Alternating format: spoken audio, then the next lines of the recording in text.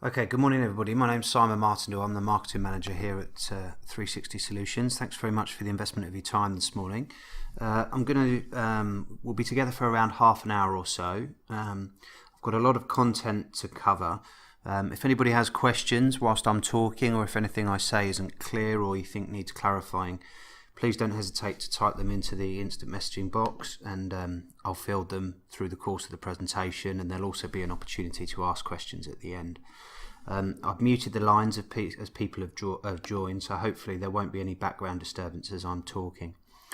Okay, so for anybody involved in telecoms or with a telco background, you may be aware that BT have formally announced that physical phone lines, ISDN, which are physical lines that deliver phone calls, BT have announced that ISDN is going to be formally decommissioned by 2025.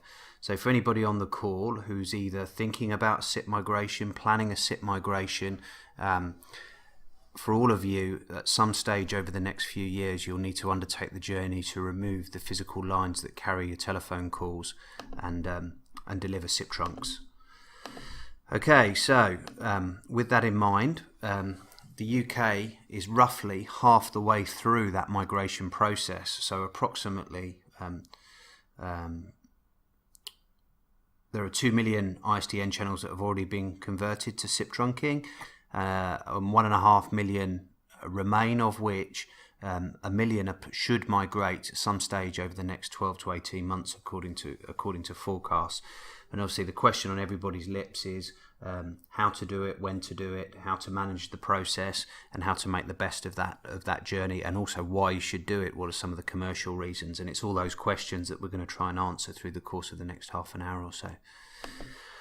Okay, so what's driving the change? Well, obviously it's a move from physical infrastructure to the virtual world, and whether that be the famous cloud that people hear a lot of, or in the way of a virtual telephone system, but everything's moving to a virtual world with less and less infrastructure on site and infrastructure to maintain.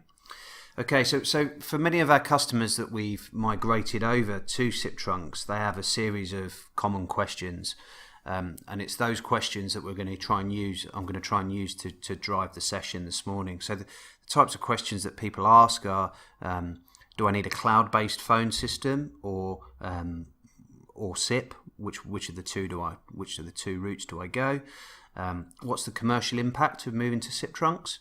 And what exactly is SIP? For some people, it's a completely new concept. What about my phone system? Do I need to replace it? Will it work with SIP? And how do I make sure it works? How do I make SIP resilient so that I protect myself against the risk of an outage? What connectivity do I need to deliver IP, SIP or IP-based calls? And how much do I need?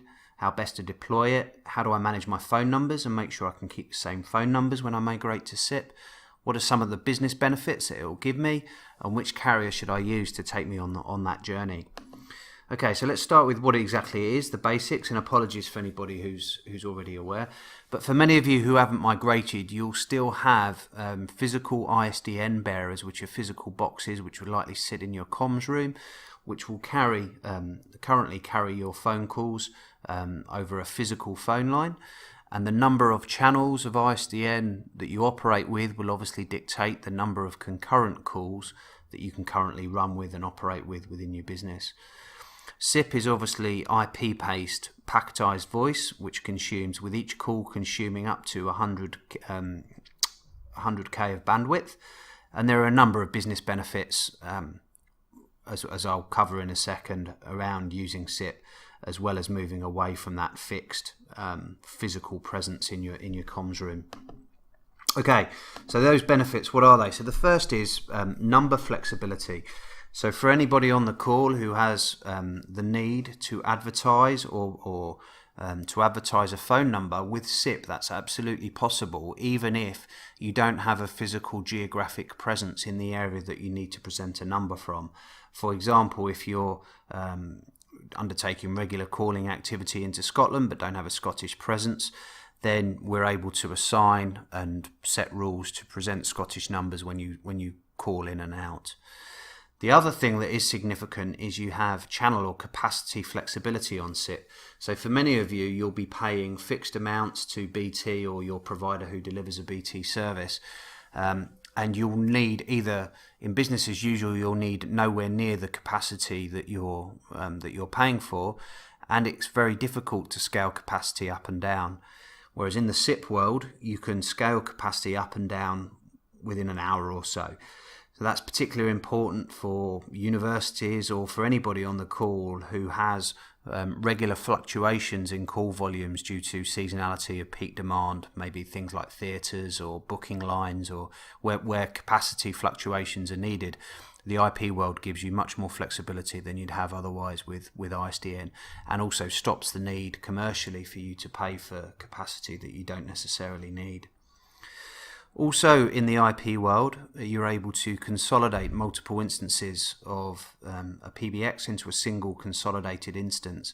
So if you have 3 or 4 sites, each of whom are paying for local ISDN breakout to the public telephone network, then you can network those sites together and have a single consolidated SIP service delivering calls in and out, meaning that you're able to rationalize the number of circuits or channels that you operate with, and again prevent unnecessary spend should you require. Okay, the other big benefit is call control. So for anybody on the call that's undertaken or suffered a BT outage where their ISDN has gone live, you'll know the pain that it causes in terms of trying to divert phone numbers in the event of an outage while BT work on the problem. One, that process is never quick. 2, BT will only ever divert a number to, or a whole range of DDIs to a single number, which means if you operate with 50 plus numbers all diverting to a single instance, then that new number can get flooded with calls. In the SIP world, you get a management portal where you're able to pre-configure a DR plan at DDI level, or at least for your key numbers. That management portal can be accessed through a web browser or through a mobile phone application. You can pre-build your DR plan. So I can say, in the event of an outage, I always want to divert number A to number B, and that could be, from one site to another, for example. And then should you get notification, if you work within IT and you get notification of a site outage or site unavailability, you can log on to the web browser or through the mobile phone application and simply click Activate DR. And by doing that, immediately your calls are diverted at the touch of the button, and most importantly, I should say, you're in control of the call routing rather than relying on BT to activate that DR.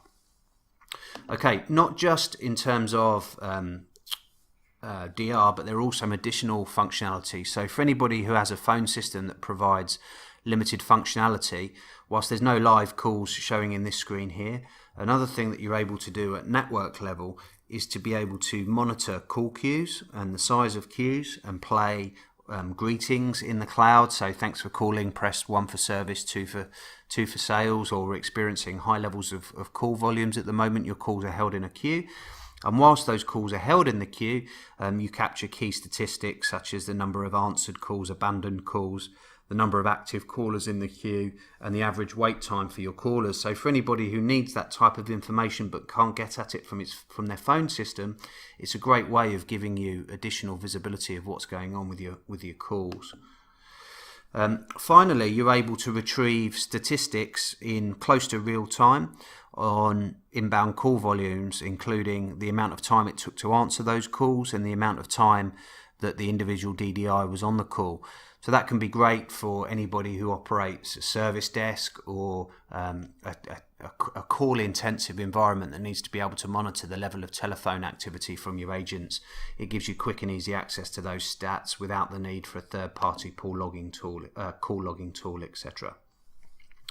The other important thing that you're able to do for anybody who uses non-geographic phone numbers, so typically they're 0845, 0800 or 0870 numbers.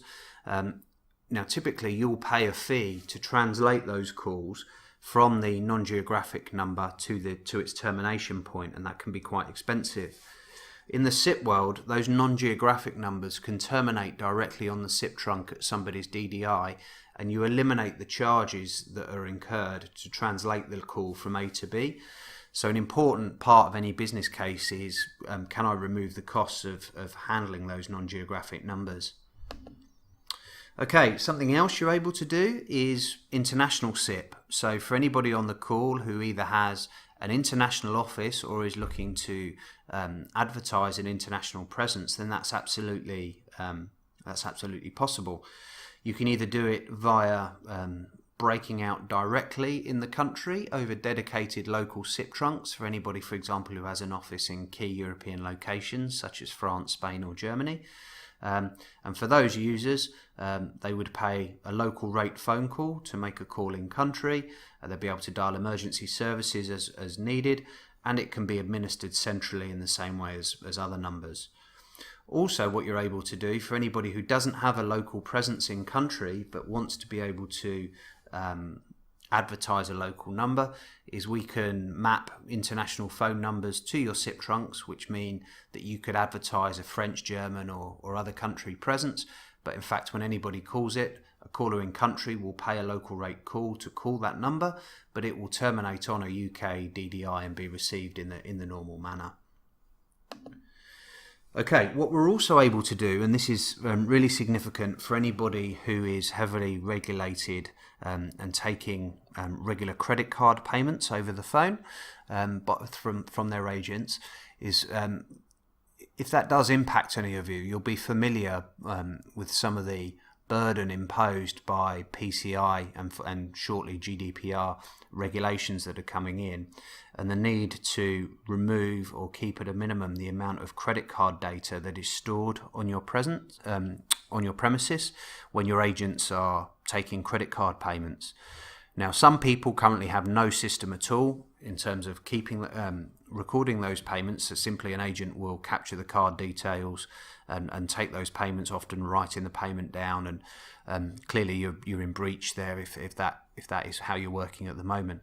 For other people, they may have a call recording solution where agents are either manually pausing and resuming calls at the time that the credit card payment is taken, or there's some kind of automated trigger on the call recorder that stops the call recording process as the agent begins to take the credit card payment. That brings you closer to full compliance, but still there are a number of areas of risk associated with that. Now, over SIP, one option that you have is to ask the caller to input their credit card details into the telephone keypad and mask those card details to the agent at network level. What that means by doing that is that the agent never sees or hears the credit card data. The credit card data never makes its way onto your environment or premises, and therefore by doing that you dramatically reduce the number of areas that you need to adhere to for PCI and shortly GDPR compliance, dramatically simplifying the compliance process. So again, it's a significant advantage of using SIP and for card screening to help you on your compliance journey. Okay, so the commercial impact of SIP trunking. So for many of you who still operate with ISDN lines, you'll typically be paying somewhere between £11 and £14 per ISDN channel, and a SIP trunk would cost roughly half of that, depending on the length of your contractual term. DDIs on SIP trunks are free of charge, and you obviously have a flexible contract period. Where SIP really does cost in for anybody on the call still operating with ISDN is you'll typically be paying somewhere between 0.7 and 0.9p for a local and national call, and calls to mobile somewhere between 3 and 8 pence a minute. Now on SIP, depending on the contractual length that you'll give to the carrier, these call types can often be completely free of charge, which means that should you need to invest in any infrastructure to get you to SIP, that can often be fully funded quickly by the savings that are delivered over delivering your outbound calls for your business, and also a very strong business case can be put together with some strong commercial savings over a period of time generated through the migration. Okay, next question, which carrier should I use? Sorry, I skipped on twice there. We've worked with a number of the main carriers, and we found that we've worked with TalkTalk, Typical, a number of the others, but we've found by far and away Gamma are the most reliable with nearly 20% of the UK market SIP trunks, and we'd always recommend Gamma as the SIP carrier. And I'll talk to you a little bit more in a second about, once the calls are carried by Gamma, what steps you can take to make those calls resilient and eliminate any single points of failure from the design, from the design architecture carrying your phone calls. Okay, so what about my phone system is a question that people ask. So when I go to SIP, am I going to need to replace it? So you've got a couple of options. The first is use the existing phone system. So the first question that you need to ask yourself is, okay, I'm going to use my existing phone system. First question to whoever supplies it is, can the PBX, which is the industry jargon for phone system, be upgraded to run SIP trunks? So i.e., will it support SIP trunks today? Or two, can it be upgraded to run SIP trunks? And then the next question is, if it is it currently licensed, or can it be licensed for the number of trunks that you're likely to run? I.e., often with the phone system supplier, if you're running 10 SIP trunks, you'll need 10 SIP trunk licenses residing on the PBX to make the calls. Now, if you're stuck with a legacy PBX that you don't really want, but you simply haven't got the commercial budget to replace it, but you do need to migrate to SIP quickly, then often what we do is we put an intermediary device between the phone system and the telephone network, which is known as a session border controller or a gateway. And the function that device provides is to translate the signal that goes in and out of your phone system, effectively SIP enable your existing phone system without having to go through the cost of pain of a full replacement. And that's a really good cost-effective way of trialing or adopting SIP without a full PBX replacement. We have many customers who do that to get the commercial benefits of delivering outbound calls over SIP in the interim and check that the call quality can be acceptable, whilst inbound calls remain on ISDN for a period until they're satisfied that it's no longer required. The other option is to migrate to a new phone system, and there you have two options. You have what we'd call a premise-based phone system, which could obviously either be virtualized, it may reside in a data center, or it could be a physical piece of kit that sits on your premises. And that in that instance, that will interface with the SIP trunks that you provision and allow the delivery of inbound and outbound calls. The alternative is a subscription-based cloud-based system, where also your calls are delivered over IP. Now that can be in that instance, you basically buy the product on a subscription basis. Sometimes it can include the handset within the cost of the subscription, and because you're procuring the service on a subscription basis, you don't need to order or commission the individual SIP trunks. It's included within the license cost that you pay on a monthly basis. Okay, how do you make your SIP resilient? How do you eliminate single points of failure? So we always look to combine different types of design, or we have several different design options, effectively to eliminate a single point of failure and prevent the risk of call failure or poor call performance. So first option is what we call an active standby design. So in that design, the way it works is that your calls in business as usual are carried out of your phone system over a primary connectivity path and through a preferred route through the SIP carrier's core network. And in the event that the SIP carrier detects any failure from the connectivity link, the phone system itself, or from the session border controller in the SIP carrier's core network, your phone calls automatically fail over to a standby route with no disruption in service. So therefore they automatically fall over to a secondary session border controller within the SIP carrier's network and a secondary connectivity pipe and instance of your PBX, and more often than not your users will know no interruption in service. Okay, the other option is an active design, and in that instance, calls are basically, you have two permanently active paths with calls passed alternatively over active link 1 and active link 2. Then in the event that there's failure on one of the two paths, all your calls automatically fail over to the remaining active link, which means that whilst you operate with reduced capacity, you suffer or endure no disruption in service, and again removing any single point of failure from the SIP design. Okay, so what about connectivity? A question that we're often asked. So each SIP call consumes up to 100K of bandwidth. Okay, now you don't have to have dedicated access, dedicated internet pipe to deliver your SIP calls, but from an end-to-end accountability point of view, issue resolution and troubleshooting, it's definitely preferable. If you believe that you have, how do you know how much bandwidth you need? Well, really, you need to take a calculation on multiplying the 100K per active call by the number of active calls that you think you may have operational at any one time, and that will tell you how much bandwidth you're likely to need to deliver your SIP calls. If you choose to use an existing circuit, then there are some ports, etc., that you'll need opening, and you'll need probably liaising with your preferred partner to make sure that your firewall is configured correctly to allow calls in and out without any disruption in service or poor audio quality.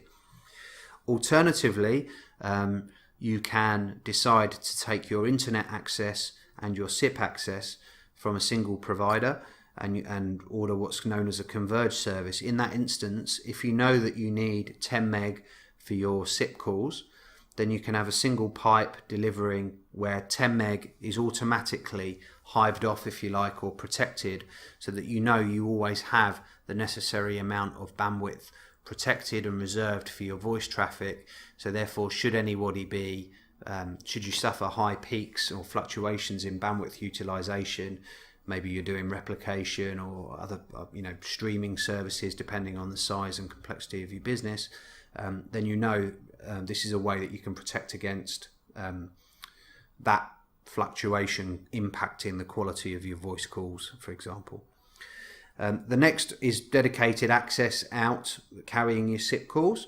So if you're doing that, we always look to recommend a carrier that has a private peering agreement with the SIP carrier. So what that means is the journey of your voice packets will be carried over the pipe that's provided and will be passed directly into the SIP carrier's network without ever touching the public internet, to help reduce the risk of poor call quality or also fraud.